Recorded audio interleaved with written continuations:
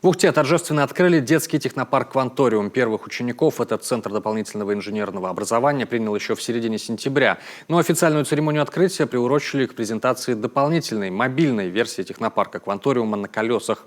Умные КАМАЗы для проведения выездных занятий поступили совсем недавно. Технические новинки для самых юных увидела Виктория Науменко. Первый «Кванториум» в Коме появился в Сыктывкаре 3 года назад, а в этом году Ухта переняла эстафету. Открытие второго детского технопарка нового образца – большое событие для всей республики. Дата официального открытия 22 декабря выбрана не случайно. Это день рождения дополнительного образования республики. В этот день, в 1990 году, в Сыктывкаре был открыт Республиканский центр дополнительного образования. И вот спустя 30 лет эта дата вновь становится знаменательной для образовательной сферы региона. Наши столы оборудованы всем необходимым для пайки, монтажа, склейки наших моделей. Ну, например, без третьей руки нам невозможно будет развести электропитание по нашим моделям. Современные паяльные станции, которые позволяют тонко настраивать температуру.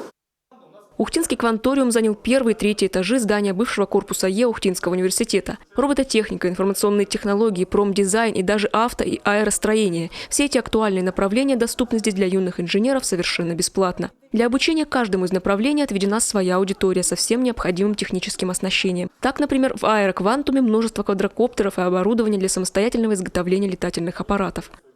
Сегодняшнее занятие у нас посвящено вообще истории авиации, возникновению, становлению и как мы пришли к беспилотному летательному аппарату. И заодно обсуждаем с ребятами, какие перспективы у нас за этим кроются. Пятиклассник из Ухтинского технического лицея Андрей Волков занимается авиамоделированием в «Кванториуме» с сентября. Мальчик с детства интересуется техникой, в последнее время увлекся программированием. И, узнав об открытии «Кванториума», не раздумывая, пришел на занятия. За 2 месяца обучения он уже успел узнать много нового. Сначала, знаете, я успел узнать, как паять, что такое плата и историю создания летающих аппаратов, которые могут летать.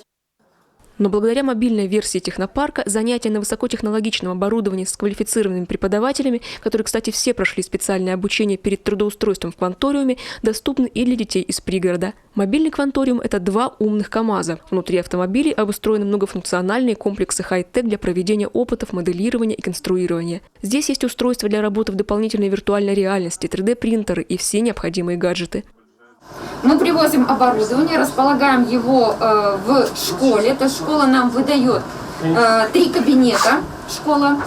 Здесь проводится, то есть это хай-тек цех, это прототип хай-тек цеха. То есть здесь для нас самое главное показать детям весь процесс именно работы по изготовлению, современному изготовлению различных изделий. Глава Коми Владимир Уйба отмечает, «Кванториум» напоминает кружки технического моделирования из его детства. Но сегодня это совершенно новый уровень подготовки, который позволяет растить высококлассных специалистов уже с самых юных лет. После такого «Кванториума» любой колледж и университет ухтинский с удовольствием таких ребят будет принимать, потому что, конечно, это совершенно другая подготовка. Это ребята, которые изучали уже, я уже сказал, тот же промышленный дизайн и работу в лаборатории, в такой вот уже квантум-лаборатории. Поэтому это, конечно, хорошая подготовка для детей и в будущем для их профессии. По словам главы республики, «Кванториум» – это прежде всего кузница будущих инженерных кадров, а это особенно важно для промышленного центра республики Ухты. Но с чем бы ни решил связывать жизнь выпускник «Кванториума», навыки пайки, программирования и даже знания устройства летательного аппарата всегда пригодятся в эпоху высоких технологий. Виктория Науменко, Павел Лагутин, телеканал Юрган, Ухта.